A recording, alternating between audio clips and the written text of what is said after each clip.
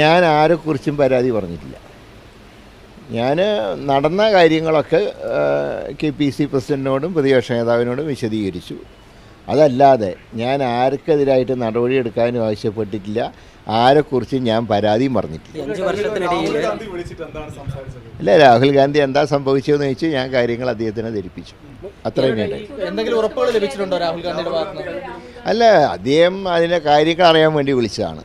അതിലിപ്പോൾ അദ്ദേഹത്തിനെ പോലെ ഒരു വലിയൊരു മനുഷ്യൻ തെരഞ്ഞെടുപ്പ് പരാജയം ഇതിനെക്കുറിച്ച് എന്നോട് അഭിപ്രായം ചോദിച്ചു എന്നുള്ളത് തന്നെ വലിയൊരു ബഹുമതിയായിട്ടാണ് ഞാൻ കാണുന്നത്.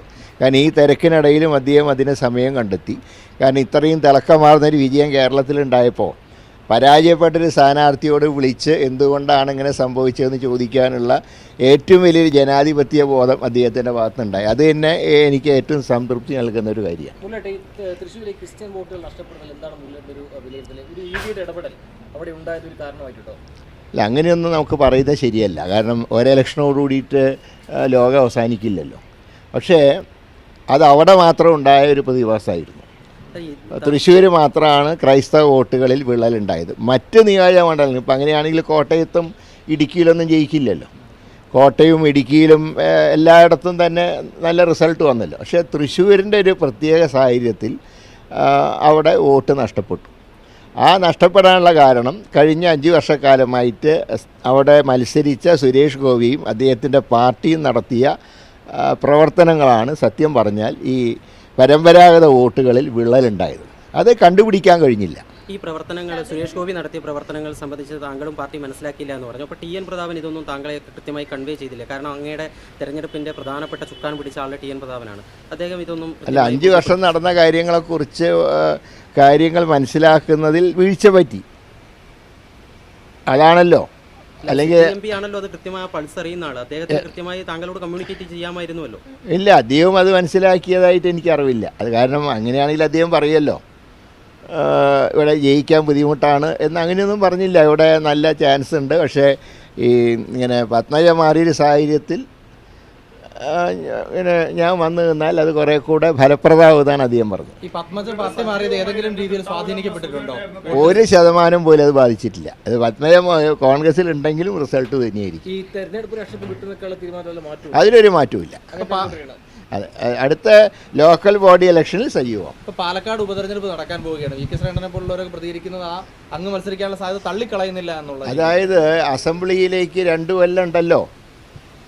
അസംബ്ലി ഇലക്ഷൻ 2 കൊല്ലം ബാക്കിയുള്ളപ്പോൾ എന്തിനാ എല്ലായിടത്തും പോയിട്ട് മത്സരിക്കുന്നതിനാ? വയനാട് ഉപതെരഞ്ഞെടുപ്പ് സംബന്ധിച്ച് ചർച്ചകൾ നടക്കുന്നുണ്ട്. അങ്ങയുടെ പേരും ഉയർന്നു വരുന്നുണ്ട്. അവിടെ രാഹുൽ ഗാന്ധി ഒഴിയുകയാണെങ്കിൽ പ്രിയങ്ക ഗാന്ധി വരണമെന്നാണ് വയനാട്ടുകാരും കേരളത്തിലെ കോൺഗ്രസ്സുകാരും ആഗ്രഹിക്കുന്നത്. അത് പൂർണ്ണമായിട്ടും ശ്രീ രാഹുൽ ഗാന്ധിയുടെ പരിഗണനയ്ക്ക് വിട്ടിരിക്കുക.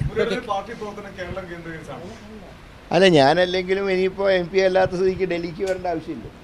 പക്ഷേ കേരളത്തിൽ ഇപ്പോൾ നേതൃത്വ തലത്തിൽ അല്ലെ തൽക്കാലം 1 വർഷത്തേക്ക് പ്രവർത്തനം. ഇപ്പോൾ കേരളത്തിൽ നിയമസഭാ തെരഞ്ഞെടുപ്പ് നടക്കാൻ പോകും. 2019 സംഭവിച്ചത് വലിയ വിജയം നേടിയെങ്കിലും നിയമസഭയിൽ വലിയ തിരിച്ചടി ഉണ്ടായി. ഇപ്പോൾ പൊതുവെ വരുന്നത് കോൺഗ്രസ് നേതൃത്വം കുറെ കൂടി ശക്തമായ രീതിയിൽ ഇടപെടണമെന്നാണ്. അപ്പോൾ ആ സാഹചര്യത്തിൽ അങ്ങ് കേരളത്തിലേക്ക് പ്രവർത്തനം മാറ്റുകയാണെങ്കിൽ, നിയമസഭാ തെരഞ്ഞെടുപ്പ് ലക്ഷ്യമിട്ട് പ്രവർത്തനം മാറ്റുകയാണെങ്കിൽ കുറെ കൂടി പാർട്ടിക്ക് ഗുണകരമാവില്ലേ അത്? അല്ല, പ്രവർത്തനം ഞാൻ പറഞ്ഞല്ലോ, ലോക്കൽ ബോഡി വരെ ഇങ്ങനെ പോട്ടെ. കുറച്ച് കാര്യങ്ങളൊക്കെ ആലോചിക്കാനും കാര്യങ്ങളെ തീരുമാനിക്കാനൊക്കെ ഇല്ലേ ഇനി. അടുത്ത ഇലക്ഷനിലെ കാര്യങ്ങളെക്കുറിച്ചൊന്നും ഇപ്പം എൻ്റെ മനസ്സിലേ വന്നിട്ടില്ല. പ്രതിപക്ഷ നേതാവ് ഇന്ന് വീട്ടിലേക്ക് വന്നു, പക്ഷേ അവിടെ അങ്ങ് ഉണ്ടായിരുന്നില്ല. അപ്പോൾ ഈ കമ്മ്യൂണിക്കേഷൻ ഇല്ല, ഞാൻ അറിഞ്ഞില്ല. അങ്ങനെ വന്നു എന്ന് ഞാൻ ചില ചാനലിൽ കൊണ്ടുപോയി. വന്നോന്ന് എനിക്കറിയില്ല. വന്നിട്ടുണ്ടെങ്കിൽ എന്നെ വിവരം അറിയിക്കല്ലോ. വീട്ടിൽ അറിഞ്ഞിട്ടില്ല വിവരം. താങ്കൾ വിളിക്കുകയും ചെയ്തിട്ടില്ല? ഇല്ല, വിളിച്ചിട്ടില്ല. വിളിച്ചിരുന്നെങ്കിൽ ഞാൻ ഉറപ്പായിട്ട് പറയുമായിരുന്നു ഡൽഹിക്ക് വരികയാണെന്ന്. അത് ഞാൻ അറിഞ്ഞില്ല. അങ്ങനെ വന്നോന്ന് എനിക്ക് ഇപ്പോഴും ഉറപ്പില്ല. 2 ദിവസമായിട്ട് താങ്കൾ ഡൽഹിക്ക് വരുന്നു എന്നുള്ള വാർത്തകൾ സജീവമായിട്ടുണ്ട്. അപ്പോൾ ആ സമയത്ത് അദ്ദേഹം വരുന്നു. അല്ല, അദ്ദേഹം രാഹുൽ ഗാന്ധിയെ യാത്ര അയച്ചിട്ട് മടങ്ങുമ്പോൾ ഒരു പക്ഷേ ഞാനുണ്ടെങ്കിൽ കാണാമെന്ന് വിചാരിച്ചിട്ട് വന്നതായിരിക്കാം. കാരണം രാഹുൽ ഗാന്ധി കൽപ്പറ്റയിൽ നിന്ന് വൈകുന്നേരം 7 മണിക്കാണ് അദ്ദേഹം യാത്ര തിരിച്ചത്. അപ്പോൾ സ്വാഭാവികമായിട്ടും അദ്ദേഹത്തിന് യാത്ര അയച്ച് കോഴിക്കോട് നിന്ന് ട്രെയിൻ കയറാൻ വന്നതായിരിക്കും. പക്ഷേ വന്ന വരെ ഞാൻ അറിയില്ല. ഞാൻ വന്നിട്ടുണ്ടെങ്കിൽ ഞാൻ തീർച്ചയായിട്ടും പറയുമായിരുന്നു ഞാൻ സ്ഥലത്തില്ല. അല്ലെങ്കിൽ അദ്ദേഹം വരുന്ന അറിഞ്ഞിരുന്നെങ്കിൽ ഞാൻ വെയിറ്റ് ചെയ്യായിരുന്നു. തീർച്ചയായും ആവശ്യമില്ലാത്ത കാര്യങ്ങൾ ചർച്ചയുടെ ആവശ്യമില്ല. ഞാൻ പറഞ്ഞല്ലോ, ഒരു വർഷം ഒന്നിലേക്കും ഇല്ല എന്ന് ഞാൻ പറഞ്ഞതിൽ ഒരു മാറ്റവും വരുത്തേണ്ട സാഹചര്യമില്ല. മാഡത്തിനെ ഒന്ന് കണ്ടാൽ കൊള്ളാമെന്നുണ്ട്. മാഡത്തിന് സമയമുണ്ടെങ്കിൽ കാണും.